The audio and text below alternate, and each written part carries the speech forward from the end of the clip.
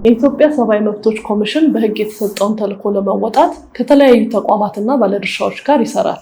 የኢሰመኮ የኮሚሽነሮች ጉባኤ ሰኔ 2015 ዓ.ም ያጸደቀው የአጋርነት መምሪያ ኮሚሽኑ የፓሪስ መርሆችን መሰረት በማድረግ ከተለያዩ አጋር ባለድርሻ አካላት ጋር የሚኖረውን ግንኙነት፣ የአሰራር ሂደቶችን፣ የአጋርነት አይነቶችና ስልቶችን በዝርዝር ያስቀምጣል። ኢሰመኮ በቅርበት በአጋርነት ከሚሰራባቸው ዘርፎች መካከል የሲቪል ማህበራት ዋነኞቹ ናቸው። በሀገራችን በርካታ መንግስታዊ ያልሆኑ ድርጅቶች፣ የሲቪል የሙያና ማህበረሰብ አቀፍ ማህበራት እንዲሁም የሃይማኖቶችና የባህል መሪዎች ወዘተ ይገኙበታል። ኢሰመኮ ከእነዚህ አጋሮች ጋር በጋራ በሰብአዊ መብቶች ዙሪያ ስትራቴጂያዊ በሆነ መልኩ የሚሰራበት የኢሰመኮና የሲቪል ማህበራት የትብብር መድረክ ነሐሴ 2012 ዓ.ም በማቋቋም በተለያዩ የሰብአዊ መብቶች ዙሪያ በፌዴራል ደረጃ እንዲሁም ከያዝነው ዓመት ጀምሮ ደግሞ በክልሎች ደረጃ እየሰራ ይገኛል። የትብብር መድረኩ ዋና ዓላማ ኢሰመኮና ሲቪል ማህበራት በሀገራዊ አዎንታዊና አሳሳቢ የሰብአዊ መብቶች ጉዳዮች ላይ በመደበኛነት የሚወያዩበትን ምቹ ሁኔታ መፍጠር፣ የሲቪል ማህበራት በሰብአዊ መብቶች ግንዛቤ፣ ጥበቃ፣ ክትትል፣ ሪፖርትና ውትወታ ላይ አቅማቸውን መገንባት፣ የሲቪክ ምህዳሩን ለመጠበቅ ለማስፋፋትና እንዲሁም በአጠቃላይ የሀገራችን የሰብአዊ መብቶች ሁኔታ ለማሻሻልና የሰብአዊ መብቶች ባህል የሆኑባትን የኢትዮጵያን ለማየት የበኩላቸውን ድርሻ ለመወጣት ነው። ታህሳስ 1 ቀን 2018 ዓ.ም ዓለም አቀፍ የሰብአዊ መብቶች ቀንን ስናከብር እንደ ኢሰመኮ እና የሲቪል ማህበራት የትብብር መድረክ የሀገራችንን የሰብአዊ መብቶች ሁኔታ ለማሻሻል በተቋማቶቻችን በየዕለቱ በተናጠል የምንሰራቸውን ስራዎች ትርጉም ባለው መልኩ ተጽዕኖ እንዲፈጥሩ ለማድረግ በአጋርነት መስራታችንን ከፍተኛ አስተዋጽኦ እንዳለው አጽንኦት መስጠት እወዳለሁ። የዘንድሮ ዓለም አቀፍ የሰብአዊ መብቶች መሪ ቃል ሰብአዊ መብቶች የዕለት ተዕለት ፍላጎቶቻችን ናቸው፣ Human rights are everyday essentials መሆናቸውን ያመለክታል። በኢትዮጵያችን ነባራዊ ሁኔታ ይህ መሪ ቃል የቅንጦት ጽንሰ ሀሳብ ሳይሆን ከፍተኛ አንድምታ ያለው ነው። ያለ ሰብአዊ መብት መከበር መደበኛ የምንለው የዕለት ተዕለት ህይወት፣ ወደ ስራ ገበያ መሄድ፣ ልጆችን ወደ ትምህርት ቤት መላክ፣ አልፎ ተርፎም በሰላም አድሮ መነሳት ሊታሰብ አይችልም። የዕለት ተዕለት ኑሯችንን ለመኖር ደግሞ ሰላም ያስፈልገናል። ሰላም የሰፈነባት ሀገር ለመገንባት በምናደርገው ጥረት የሰብአዊ መብቶች መሰረት በማድረግ ልዩ ትኩረትና ቅንጅት የሚያስፈልጉ ጉዳዮችን በመለየትና በጋራ በመስራት ሰብአዊ መብቶችን የበለጠ ማስፋፋት፣ ለተፈጸሙ የሰብአዊ መብቶች ጥሰቶች ተጠያቂነትን፣ ለተጎዱ ሰዎች ፍትህና መልሶ የማገገም አገልግሎቶችን ማረጋገጥ ይጠበቅብናል። የምክክር መድረካችን በመጪው ጊዜ እውነትንና ማስረጃን መሰረት ያደረጉ የሰብአዊ መብቶች ተግባራትን በማከናወን ለተጎጂዎች እውነተኛ ፍትህን ለማስፈን፣ ለሀገራችን ደግሞ እውነተኛ ሰላምን ለማምጣት የበኩሉን አስተዋጽኦ ያደርጋል ብለን እናምናለን። ሰብአዊ መብቶች የዕለት ተዕለት ልምዳችን፣ ሰላም፣ የህግ የበላይነትና ፍትህ ደግሞ የመግባቢያ ቋንቋችን እንዲሆኑ በአጋርነት እንድንሰራ በኢሰመኮ እና በሲቪል ማህበራት የትብብር መድረክ ስም ጥሬን አቀርባለሁ። አመሰግናለሁ።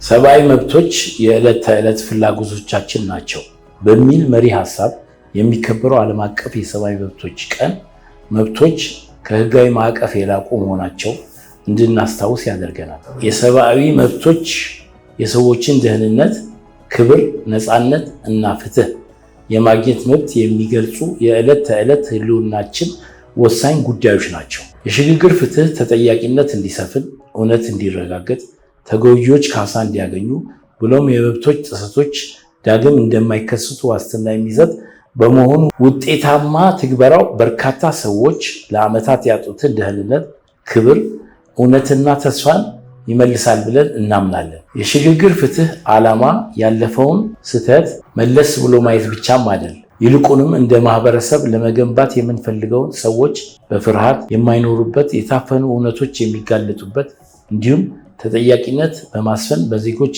በመንግስት መካከል ያለውን መተማመን የምንገነባበት የወደፊት ዕጣ ፈንታችንን መወሰን ጭምር ነው። ተጎጂዎች ሲደመጡና ተጠያቂነት ሲሰፍን ሰብአዊ መብቶች በህግ ማዕቀፎቻቸው ውስጥ ያሉ ድንጋጌዎችን ብቻም ከመሆን አልፈው የዕለት ተዕለት ህይወታችን አካል ይሆናሉ። ሰብአዊ መብቶች የዕለት ተዕለት ፍላጎቶቻችን ናቸው የሚለው መሪ ሀሳብ ብናጤነው የሽግግር ፍትህ ከግጭት እየወጡ ባሉ ማህበረሰቦች ውስጥ ሰብአዊ መብቶችን ለማስከበር ከሚረዱ ጠንካራ አማራጮች ዋነኛው መሆኑን ማስታወስ ይገባናል። የሽግግር ፍትህ የሰዎችን ክብር ይመልሳል፣ የህግ የበላይነትን ያጠናክራል፣ መተማመንን ይገነባል።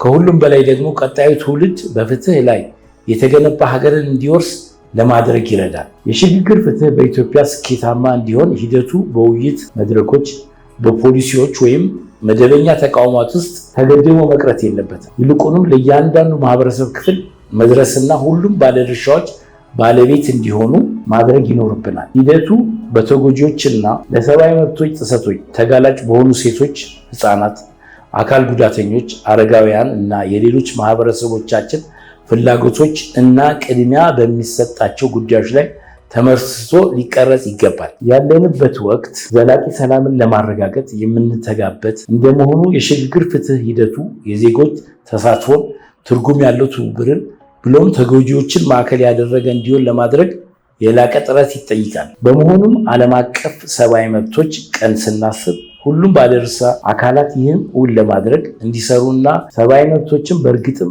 እያንዳንዱ ሰው በዕለት ተዕለት ህይወቱ የሚያጣጥማቸው መሰረታዊ ፍላጎቶች እንዲሆኑ ለማድረግ በጋራ እንዲሰሩ ጥሪ እናቀርባለን።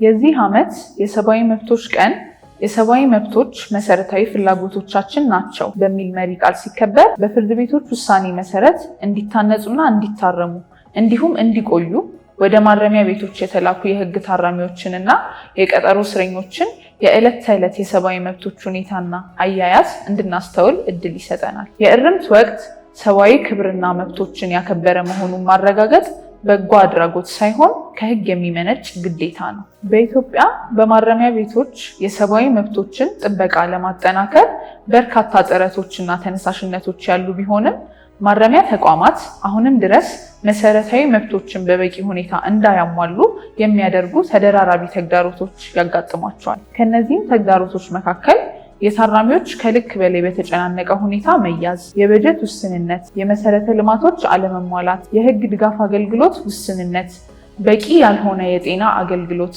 እንደ ምግብ፣ ውሃና መኝታ ያሉ መሰረታዊ ፍላጎቶች አለመሟላት፣ በማረሚያ ቤቶች ውስጥ ከወላጆቻቸው ጋር እንደሚገኙ ህፃናት፣ ወጣት ጥፋተኞች፣ አረጋውያን፣ የአእምሮ ህሙማን እና አካል ጉዳተኞች ያሉ ተጋላጭ ቡድኖች ልዩ አያያዝ አለመኖር፣ የቴክኖሎጂ እና የታዳሽ ኃይሎች አጠቃቀም ውስንነት በዋነኝነት ይጠቀሳሉ። የታራሚዎችን የሰብአዊ መብቶች መከበር ማረጋገጥ ህግን የማክበር ጉዳይ ብቻ አይደለም። ታራሚዎችን በተገቢ ሁኔታ በማረምና በማነጽ ወደ ማህበረሰቡ እንዲቀላቀሉ ማድረግ የማህበረሰቡን ደህንነትና መረጋጋት በማረጋገጥ ረገድ ወሳኝ ሚና ይጫወታል። ፍትሃዊ የሆነ የማረም ማነጽ ሂደትን ማጠናከር፣ የበጀት ማሻሻያዎችን ተግባራዊ ማድረግ፣ አስፈላጊ የህግ ማሻሻያዎችን በማድረግ አማራጭ ቅጣትን ተግባራዊ ማድረግና የመልሶ መቀላቀል ስራ መተግበር፣ የህግ ድጋፍ አገልግሎትና የፍትህ ተደራሽነትን ማስፈን፣ ትምህርትና ስልጠናን ማጠናከርና ሌሎችንም መፍትሄዎች በተግባር ማዋል ያስፈልጋል። በዚህ የሰብአዊ መብቶች መታሰቢያ ቀን መንግስታዊና መንግስታዊ ያልሆኑ ተቋማት፣ የሲቪል ማህበራት፣ የልማት አጋሮች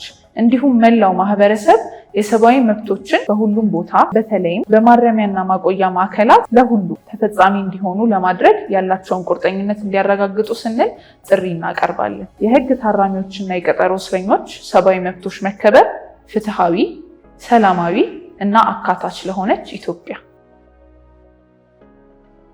ዓለም አቀፍ የሰብአዊ መብቶችን ቀንን በምናከብርበት በዚህ ወቅት አንድ መሰረታዊ እውነታ ይታወሰናል። የሴቶችና የህፃናት መብት የሰብአዊ መብቶች ናቸው። እነዚህ መብቶች እንደ አማራጭ የምናያቸው፣ የምንደራደርባቸው ወይም ሁለተኛ ደረጃን የሚይዙ ጉዳዮቻችን አይደሉም። ይልቁንም ለማንኛውም ማህበረሰብ ክብር፣ እኩልነትና ደህንነት ምሰሶዎች ናቸው። ይህ ቀን ሁላችንም እነዚህ መብቶች ለመጠበቅ ያለንን ቁርጠኝነት እንድናድስ ጥሩ አጋጣሚ ይፈጥርልናል። የጾታ እኩልነትን ለማስፈን፣ ህፃናትን ለመጠበቅ እና ለሚፈጸሙ ጥሰቶች ተጠያቂነትን ለማረጋገጥ ያለንን የማያወላወል ቁርጠኝነት በድጋሜ ለማረጋገጥ ያግዘናል። የሰብአዊ መብቶች ጥሰቶችን ለመከላከል የሚያግዙ ስርዓቶችን ለማጠናከር፣ የህግ ማሻሻያዎችን ለማበረታታት፣ የሴቶችና የህፃናትን ድምፅ ለማጉላት ከመንግስታዊ ተቋማት፣ ከሲቪል ማህበራትና ከማህበረሰቡ ጋር በቅርበት መስራታችንን እንቀጥላለን። ሰብአዊ መብቶችን የማክበርና የማስከበር ኃላፊነት በተወሰኑ ተቋማት ላይ ብቻ የሚወድቅ ሳይሆን እያንዳንዳችንም የዕለት ተዕለት ኃላፊነት መሆኑን ልብ ማለት ያስፈልጋል። ወላጆች፣ መምህራን፣ መሪዎችና የህብረተሰብ ክፍሎች ሁሉ ሴቶችና ህፃናትን ከጥቃት ነፃ ሆነው ከፍርሃት ተላቀውና ሙሉ አቅማቸውን ለማውጣትና ለመጠቀም የሚችሉባትን ኢትዮጵያን በመገንባት ረገድ የላቀ ሚና አላቸው። በዚህ ዓለም አቀፍ የሰብአዊ መብቶች ቀን የሴቶችና የህፃናት መብቶች ለፍትሃዊ፣ ሰላማዊና እኩልነት ለሰፈነባት ኢትዮጵያ መሰረት መሆናቸውን በግልጽና በድፍረት ለመናገር በአንድነት እንቁም። ሰብአዊ መብቶች ተፈጥሯዊ ጸጋችን እንደመሆናቸው መጠን ከዕለት ተዕለት ጉዳዮቻችን ጋር በቀጥታ የሚገናኙ መሆናቸው እንግዳ ነገር አይደለም። የዘንድሮውን የሰብአዊ መብቶች ቀን መሪ ሀሳብ ሰብአዊ መብቶችን ከእያንዳንዱ የዕለት ተዕለት ጉዳዮቻችን ጋር ለማገናኘት የተፈለገውም ከዚሁ ጋር በተገናኘ ምክንያት ነው። ሁሉም ሰው ክብሩ ተጠብቆ ከሌሎች ጋር በእኩልነት እና በነፃነት እንዲኖር በጤና፣ በትምህርት፣ በስራ በሌላም በማንኛውም ህዝባዊ ጉዳይ እኩል ተሳትፎ ማድረጉን ማረጋገጥ ተገቢ ነው። አካል ጉዳተኞች እና አረጋውያን ግን ይህ አይነቱ እኩል እድል ለዘመናት ተነፍጓቸው ቆይቷል። አሁንም ቢሆን የዕለት ተዕለት ፍላጎቶቻቸውን ለማሟላት መዋቅራዊና የአመለካከት ተግዳሮቶችን ብሎም ከባቢያዊ እና የመረጃ ተግባቦት መሰናክሎችን በየዕለቱ ይጋፈጣሉ። ይህ ደግሞ ከሰብአዊ መብቶች ቁልፍ መርሆች ከሆነው ከእኩልነትና ከመድሎ የመጠበቅ መርህ ጋር የሚቃረን ነው። ትምህርት ቤቶችን፣ የጤና ተቋማትንና የፍትህ አገልግሎትን እንዲሁም የስራ ቦታዎችን፣ የትራንስፖርት አማራጮችን ብሎም የመዝናኛ ቦታዎችን ምቹ እና ተደራሽ በማድረግ አካል ጉዳተኞችም ሆኑ አረጋውያን መሰረታዊ ፍላጎቶቻቸውን በእኩልነት እንዲያገኙ ማስቻል የሁሉንም ባለድርሻ ብርቱ ጥረት የሚፈልግ ነው። አጋጣሚው እድሜውና የአካል ጉዳት ሁኔታን መሰረት አድርገው የሚፈጸሙ አድሎችን በማስወገድ የአካል ጉዳተኞች እና የአረጋውያን በሁሉም የህይወት መስኮች ተካታችነት ለማረጋገጥ ቁርጠኝነታችንን ለማሳደስ ይረዳናል። ሰብአዊ መብቶች ወይም ተፈጥሯዊ ጸጋዎቻችን በቃል ብቻም ሳይሆን በተግባር ለሁሉም ሰዎች ይሆኑ ዘንድ በስኬቶቻችን ተበረታተን አካል ጉዳተኞች እና አረጋውያን በነፃነትና በክብር የሚኖሩበት ማህበረሰብ ለመገንባት እንትጋ የሚለውን መልእክታችንን እናስተላልፋለን።